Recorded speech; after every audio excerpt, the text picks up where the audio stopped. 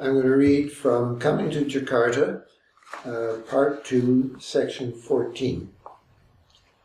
We must consider the 5 sons of Meyer Rothschild, whose clearinghouses replaced the shipping of bullion by a worldwide system of accounts, or what Franz Schumann called the most important force for peace in the 19th century. And consider Meyer's grandson, Lionel, 1st Baron Rothschild, who financed the reimbursement of slave owners in the Dominions and the Crimean War, a break with his anti-war policy because the Tsar was an anti-Semite. The Rothschilds' worst legacy was not that dubious boost to the failing Ottomans of the Sublime Porte, not the flamboyance of Gunnersbury Park, the wiles of Disraeli, not even their support of that clean-living young adventurer Cecil Rhodes, an account not reckoned up until this century. No, it was to have invented this world that can only be dominated, not yet ready to govern. Lionel, who lived by his grandmother's confidence, war? Nonsense. My boys won't let them. II.xv. I always thought of my father as a radical, not like my grandfather who taught me grace. I was shocked years later when studying U.S. economic interests in Southeast Asia to find he had published in Foreign Affairs, the journal of the Council on Foreign Relations, whose name I first heard that brilliant afternoon on Raleigh's Hatley veranda, drinking what may have been champagne above the sailboats with the dark-haired Gregor, whose father, it had been explained, owned the house next to Eloise's by the bandstand, a second cousin of her uncle Harvey through the Fishes and Stuyvesant's blood of 2 secretaries of state, and was important, the editor of Foreign Affairs, and the brains, as I read later, behind the War and Peace Studies, the CFR and State project Allen Dulles helped establish. The nature of their work precluded them from receiving any public remuneration or reward. And because the memos are still secret, we can only guess they proposed the creation of a CIA. Happily ignorant of all this, I had watched Gregor in her white tennis outfit. How I wished I had learned tennis, but instead I harangued her about German socialists, some of whom I had met at a 6-week student seminar, mysteriously funded by a flurry of Cold War acronyms I read about later. I have since tried to imagine describing on that veranda the sugary scent on a hot day from the corpses in Hamburg's rubble, how we who had been spared, unlike young Harvey now smiling from his wheelchair, we must think as survivors. But I do not think our meeting could have come out otherwise. Compelled largely from shyness to attack the column on an SPD sellout in the Gazette by her stepfather, Walter Lippmann, whose book just 2 years earlier I had carefully underlined in the McGill Library, I challenged her head held high beside the crabapple blossom with the same earnestness as when I underlined my calculus. The intrinsic merits of a question are not for the public. That was Peter Dale Scott, former Canadian diplomat, UC professor, poet, and political researcher, reading from his book-length poem, Coming to Jakarta. I'm Freeman Ng, one of his former students, and in this series of podcasts, we hope to read through the entire book and discuss it.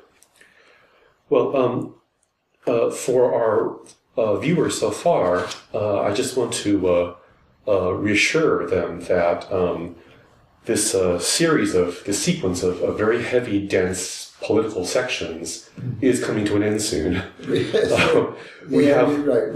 The next session we'll finish it off. Right. It starts with a personal crisis, but there's two big parts, 2, 3, and 4. And I saw myself marrying the personal and the political, but the political comes first. And then I realized at the end of this, it would be the next session, not today, that the political is personal and that I was more myself involved in all of this through my university, the University of California. And that makes me see that I myself am part of the problem, and then it becomes very personal in part 3. Then part 4 is trying to pull all this together. In a very cosmic way sometimes. Mm-hmm. But in the meantime, we must consider the 5 sons of Meyer Rothschild. Right, yes, and the Council on Foreign Relations, this is what we're getting to. Right. So you begin section 14 with a quote from Franz Sherman, referring to the replacement of shipping of bullion with this worldwide standard of accounts. You quote him saying that it was the most important force for peace in the 19th century. Right. Later, in this section, you'll talk about this creation of this world that can only be dominated and not governed. Can you talk about both those sides of it? Is there a sense, in what sense was this system the most important force for peace? An important force for peace, if at all? And in what sense is it not? I felt, because I'm quoting from Ezra Pound in this poem, and Ezra Pound had these crazy ideas that the Rothschilds were responsible for war. And so I just had to insert that people who've actually studied the Rothschilds closely relate their creation of a global, well, yes, you could virtually say global, but it was heavily based in the countries of Europe and England, a banking system which allowed for, it vastly freed up international trade, because you had to settle accounts by actually shipping gold, which is heavy and needs to be insured and so on. And now it could all be done by banking, and that you don't have to look very long at 19th century history to see that it was, especially compared with the previous centuries in Europe, a century of unprecedented peace. And Franz Sherman is saying it's because they had a banking system which connected countries vitally for the first time. And I just had to work that in. It's not a very poetic section, I grant you. Well, but it is typical. It does contribute to the peculiar poetry of the book, that you never simplify. You never oversimplify the characterization of any one entity, any one power, any one force. It's more complicated than that. The contribution of the Rothschilds to the world was not simple. And then I give 2 examples here, whereas generally they prevented wars from happening and used their own private communications networks to ease crises when they were getting too large. I don't want to over-idealize the Rothschilds. They were bankers. But on the other hand, in the year 2012, the word banker has a terrible set of connotations after the downturn of 2008, and many people have attacked, and Ezra Pound was one of these people, saying that they were really responsible for everything that went wrong. Well, systems evolve, and initially the Rothschilds were a force for peace. That changed with the Crimean War, because the Rothschilds were very sensitive to the persecution of Jews in Russia. And they thought, I'm sure, they thought of it as a a war for liberation and emancipation to get the Russians back out of the Balkans and so on. So they were responsible for that war. And then, as I say, near the end of the section, and this is getting near the end of the great era of the Rothschilds, which was pre-World War I, that they backed the financial ventures of Cecil Rhodes in South Africa, which led to the Boer War, which is the point where I would say that the British imperial system was becoming pathological. So they contributed in a way to the breakdown of the system as well as the build-up of the system, but fundamentally it was a system which worked for peace for about a century, and then climaxing in an unprecedentedly violent war, the First World War. Well, then move on to the next section, and we come back to your father. Why were you surprised to find that he published it in Foreign Affairs? Well, because, as I say here, I thought of him as a radical. He created a socialist party in Canada. Have we mentioned that yet in these podcasts? We've talked about your father, this section about your father getting out of politics. Right. And the tapping of your phone and so forth. Oh, yes, right. So, but anyway, so that's what I thought of him as somebody who was creating a socialist party. And there's a big gap between a socialist party on the one hand and the Council on Foreign Relations on the other, which was an engine for promoting capitalism and free trade and free movements of capital. But my father was part of it, and in the Institute of Pacific Relations, which was closely allied in the 30s with the Council on Foreign Relations, that was a way of exploring an expansion of the kind of global banking system, if you like, into the Pacific to forestall a war. Well, it didn't forestall a war, but it was a try.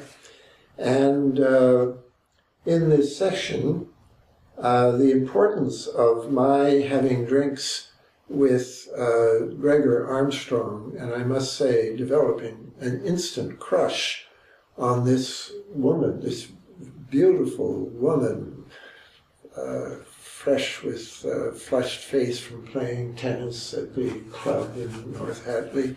She was the daughter of Hamilton Fish Armstrong, who was the editor of Foreign Affairs when my father published. And as I say, the brains behind the War and Peace Studies project, which projected the CFR's importance into post-war American foreign policy, when two of its members, the Dulles brothers, one was the chairman of one was Secretary of State, and the other one was the head of the CIA. And behind them was Hamilton Fish Armstrong, who I'm sure set up this post-war planning thing that was going on during the war, which foresaw the need for a CIA. So, among other things, I was pretty caught by the mystique of actually talking to the daughter of one of these architects, because I was beginning to know these things. I'm older in this section. I've already been to Europe. I've already seen Hamburg flattened by the war and smelt the corpses in 1948, 3 years after the war, because they were still just beginning the job of clearing square miles of rubble flattened by the U.S. Air Force. I didn't realize when you referenced that later in this section that this was something you witnessed personally. This was a personal memory, and that is actually what underlies my argument with her, because I was sent there, I thought I was sent by NIFCUS, the National Federation of Canadian University Students, but it teamed up with a project from WAY, the World Assembly of Youth, and I'm now pretty sure that the CIA, or shall we say, the people who created the CIA, created the World Assembly of Youth, as a way of projecting American influence around the world after the war. And so I went to a seminar in Germany where 50 Canadians met up with 50 Germans and 50 students from the rest of Europe. And the 50 Germans were recruited from people who had been anti-Nazi. And it was very hard to find those people really in Germany, and most of them were social democrats. So I had a feeling of kinship. I was a social democrat myself in Canada. And the SPD, Sozialistische Partei Deutschlands, was attacked by Gregor's stepfather. Her mother remarried Walter Lippmann, who in that era was the press guru on foreign relations. There's nobody like him in America today. But he wrote for the New York Times and sort of laid down the law on what American foreign policy should be until this went on until he warned against fighting a war in Vietnam, and that meant that Johnson cut him dead, and that meant that he no longer had the standing in the White House, and it was the end of the Walter Lippmann era. But he had warned in an article, which because I remember this argument with Gregor quite vividly, he was saying that the SPD was dangerous because it could sell out in a moment to the East. And the future of Germany in 1949, which is when we're having this conversation, was still far from clear. And you had two Germanys, and everybody, I think, even including the powers that be, were a little worried about where Germany would go. And Walter Lippmann was worried that the socialists would be elected to power in West Germany and then carry the country into alliance with East Germany, and it would be lost to the West and NATO and so on. Wasn't going to happen. The CIA was already making sure that Christian Democrats would win in Germany, just as they were making sure that the Christian Democrats would win in Italy, and that the parties of the center-right would win in France. It was far more determined than we knew, but that's with the wisdom of hindsight. But what I'm really saying in this poem was, I had a crush on Gregor, and how nice it would have been if she and I could just talk about how to create This is right after World War II, and everybody's thinking, how are we going to make this a peaceful world? And I would have liked to have engaged with her on that level and started a relationship, among other things, but just get us talking about how to design a better world and know, as I say, mostly out of shyness. I talked about the one thing I felt I knew something about. I'm a brash 19-year-old in this section.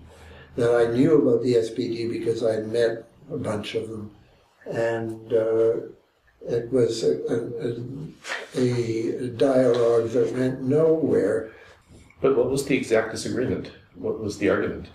Well, she didn't really argue very much at all. I was saying your stepfather's wrong about the SPD, and she didn't know anything about the SPD.